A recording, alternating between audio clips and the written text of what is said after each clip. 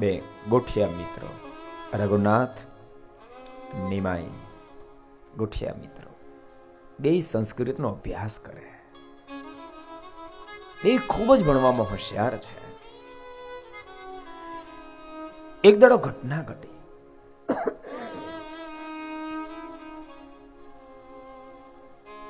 રઘુનાથના મોઢામાંથી શબ્દ નીકળ્યા, નિમાઈ, મેં નવ્ય ન્યાય ઉપર એક બહુ સરસ પુસ્તક લખ્યું છે.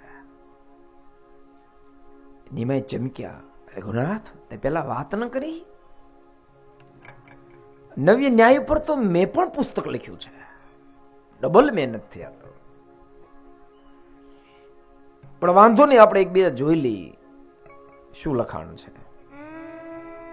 પણ અહીંયા વળી જોશું તો ડિસ્ટર્બ થશે. એક કામ કરી, જહાનમાં બેસી અને સમુદ્રની સફર કરતા આવીએ, જોતે અને જોઈ લઈએ કે આમાં બેમાં શું લખ્યું છે. નાવમાં બેસીને સમુદ્રની સફર કરવા નીકળ્યા. નિમાએ પોતાનું લખેલ નવી ન્યાય નામનું પુસ્તક રઘુનાથના હાથમાં મૂક્યું. રઘુનાથે પુસ્તક ખોલ્યું, પણ નિમાઈની શું ઊંચાઈ, શું અદ્ભુત પુસ્તક લખ્યું.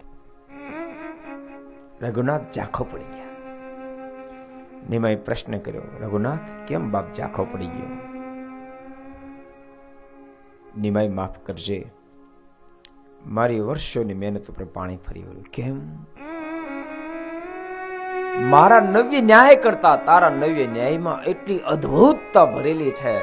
બે પુસ્તક બહાર જો પડશે ને તો મારા પુસ્તકનો કોઈ ભાવ નહીં પૂછે, કોઈ ભાવ નહીં પૂછે. મારી મહેનત પાણીમાં જશે.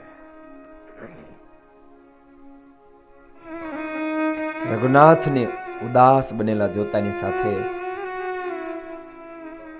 રઘુનાથના હાથમાં રહેલું પુસ્તક નિમાએ પોતાના હાથમાં લીધું અને પોતાનું લખેલું પુસ્તક ફાડીને સમુદ્રમાં પધરાવી દીધું.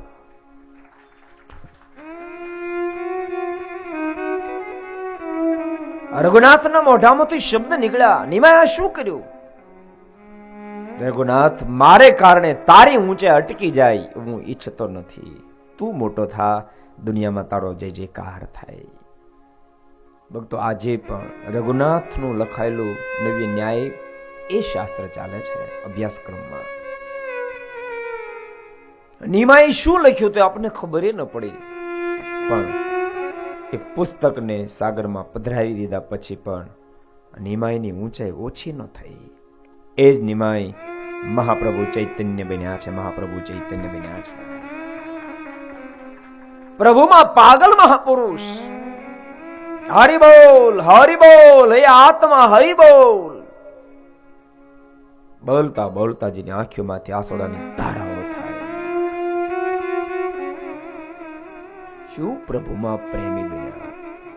ભક્તો, હું એવું માનું છું, બીજાને મોટો બનાવી શકે એ જ પરમાત્માની આગળ મોટો થઈ શકે. પરમાત્માની આગળ મોટો થઈ શકે અને એને જ પ્રભુની આગળ મોટો થયો કહેવાય, જેને પ્રભુમાં પ્રેમનું પ્રાગટ્ય થાય. એ જ મોટો હે. કેટલી ઊંચાઈ, કેટલી ઊંચાઈ. મહાપ્રભુ ચૈતન્યની કેટલી ઊંચાઈ. ક્યારેક ક્યારેક શિષ્યની મધ્યે ભગવત ચર્ચા કરતા હોય,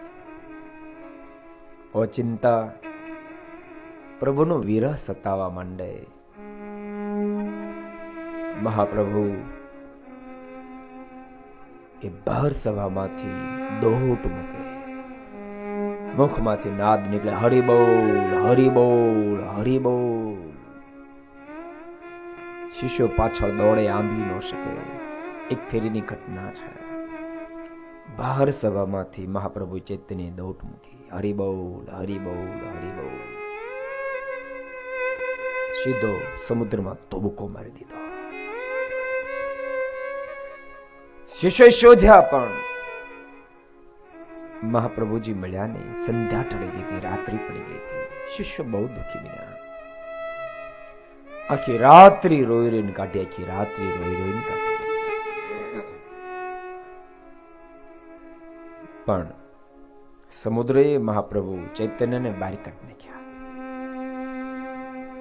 સમુદ્રના તટ ઉપર મહાપ્રભુ ચૈતન્ય પડ્યા હોય. કોઈક મચ્છીમાર સવારમાં માછલા પકડવા માટે આવ્યો. મહાપ્રભુ એ સમુદ્રના તટ ઉપર પડ્યા હોય, પણ પ્રભુ લહેરીન બની ચૂક્યા હોય. સમાધિ સ્થિતિ. મુખમાંથી ક્યારેક હરિબોલ હરિબોલ હરિબોલ નાદો નીકળ્યા. પેલો મચ્છીમાર આ દ્રશ્ય જોઈ ગયો. મનમાં થયું જરૂર કોઈ ભૂત છે. ભક્તો, પરમેશ્વર અને મહાપુરુષને તો કોક ઓળખી શકે, કોક ઓળખી શકે, કોક ઓળખી શકે. આ કોઈ ભૂત લાગે છે. આ નિર્ધાર કરી ભાગ્યો. આ બાજુ મહાપ્રભુ ચૈતન્યના શિષ્યો મહાપ્રભુને શોધતા હતા. મહાપ્રભુ કે મળતા નહોતા. એમાં પેલો મચ્છીમાર દોડતો દોડતો, ભાગો ભાગો ભાગો. શું થયું? સમુદ્રના તટ ઉપર ભૂત પડ્યું છે. હરિબોલ હરિબોલ હરિબોલના નાદ કરે છે. શિષ્ય સમજી ગયા બીજું કોઈ ન હોય, બસ ગુરુદેવ જ હોય. શિષ્ય સમુદ્રના તટ ઉપર જ્યાં ગયા, મહાપ્રભુ ચૈતન્ય સમાજ સ્થિતિમાં હરિબોલ હરિબોલ હરિબોલ. ભક્તો, રઘુનાથ દાસની મોટાઈ વધારવા માટે પોતાની વર્ષોની મહેનતને ફાડીને પાણીને ફેંકી દીધી, પણ તોય એનેમાંય મહાપ્રભુની મોટપ જરાય ઓછી ન થઈ. આસમાનને આંબે આટલી ઊંચાઈ પ્રાપ્ત થઈ.